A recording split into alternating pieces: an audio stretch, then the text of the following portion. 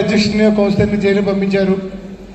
గణేష్ అన్న మీ అందరి ఆశీర్వాదంతో మరి హైకోర్టుకి వెళ్ళి హైకోర్టు పెద్దలు హర్షవర్ధన్ రెడ్డి గారి పేరు మర్చిపోయింది, దయచేసి అన్యత భావించద్దు. మాకెంత ఈరోజు బిఎన్ఎస్కి ట్రైనింగ్ ప్రోగ్రామ్ ఇక్కడ సక్సెస్ అయ్యారు. అదేవిధంగా అనకాపల్లి గౌరవనీయ పెద్దలు అందరికి కూడా అభిమానవంతులు, నియోజకవర్గ సమన్వయకర్త మాజీ శాసనసభ్యులు. అది ముందుగా మాజీ జిల్లా నాయకులు వచ్చారు కనుక ముందు సన్యాసిపతి గారు మాట్లాడతారు. 12వ తారీఖున జరగబోయే బైక్ ర్యాలీలో మీ అందరూ కూడా ప్రత్యేకంగా పాల్గొని మరి విజయంలో చేయాల్సిందిగా 6 గంటలకి గుడివాడ వాళ్ళు అంటారు. రేపు సాయంత్రం 6 గంటలకి మా ఇంటి దగ్గర నర్సిపట్ట మున్సిపల్ స్పెషల్ ఇంటెన్సివ్ రివిజన్ ఈ కార్యక్రమం అంటే ప్రతిసారి మీ అందరూ చాలా సీనియర్స్ ఉన్నారు. ఎలక్షన్ కమిషన్ తో కానీ జిల్లా కలెక్టర్తో కానీ లేదా ఈఆర్ఓతో కానీ మాతో మాట్లాడేటువంటి బాధ్యతలు తీసుకుంటాం. 3 సంవత్సరాల తర్వాత 2029లో అనకాపల్లి కౌంటింగ్ ప్రారంభమై చివరి దశకు వచ్చేసరికి నర్సీపట్నం మీ కౌంటింగ్ స్టార్ట్ అవుతుందని సంగతి అందరూ కూడా చెప్తున్న సందర్భంగా అలా జరగకపోతే నిజంగా అలా జరగకపోతే నాకు రాజకీయం చేత కాదని చెప్పి రాజకీయాలు వాడేసి ఇంట్లో కూర్చోడం చెప్పి ఈరోజు అయిన పత్రిక పెద్ద కొడుకు ఒకటి చెప్తా, మీరు ఇచ్చిన హామీలు నెరవేర్చండి, అంతేగాని మాకు అవసరం లేదు. మరి నేను స్పీకర్ని, నా కొడుకు రాజ్యసభ వచ్చింది, మా ఇష్టం వచ్చినట్టు చేస్తాం, మా ఇష్టం వచ్చినట్టు దోపిడీ చేస్తాం, మాకు ఇష్టం వచ్చినట్టు మరి కేసులు పెడతాం, మాకు ఇష్టం వచ్చినట్టు దోడలు చేస్తాం, దోపిడీలు చేస్తాం, జైల్లో పెడతామంటే మీ ఇష్టం. కానీ 3 సంవత్సరాల తర్వాత జగన్ అన్న ప్రభుత్వం వచ్చిన మరుక్షణం మీ దోపిడీని తీస్తాం బయటికి. ఏదైతే డోలింగ్ చేస్తా తీస్తాం, ఏదైతే అరాచకాలు చేస్తా తీస్తాం, ప్రతిదీ కూడా మీకు వడ్డీతో సహా తిరిగి ఇస్తామని తగ్గితే మీద అయ్యే పదవి తెలియపడుతుందని చెప్పి సందర్భం తెలియపరచడం జరుగుతుంది. ఈ రోజు మీరు గెలిచారంటే పెద్ద ఏం కాదు, కేవలం 12,500 ఓట్లు అటు నుంచి ఇటు పడితే మీరు ఇంట్లో కూర్చునే పరిస్థితి.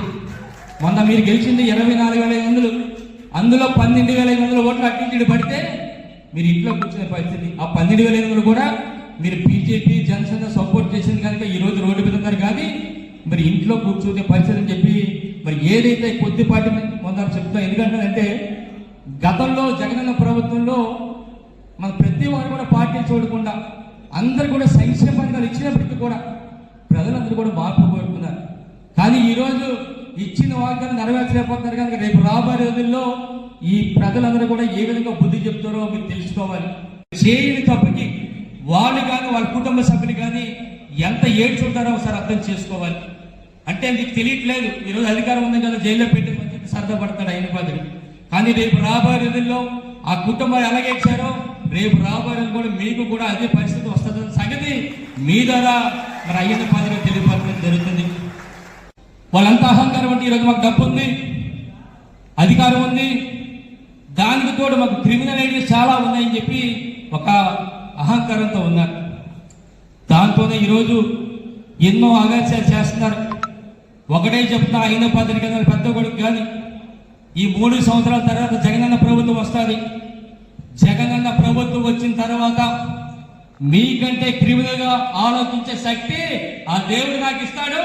వచ్చిన తర్వాత ఏ విధంగా మీకు ఎందుకు తప్పు చేసావరా బాబు, ఎందుకు ఇలాంటి పరిస్థితి ఇచ్చావరా బాబు అని చెప్పి జీవితాంతం ఏడ్చే పరిస్థితి ఎట్టి పరిస్థితి తీసుకొస్తానని చెప్పి సందర్భం తెలియపరుస్తున్నాను.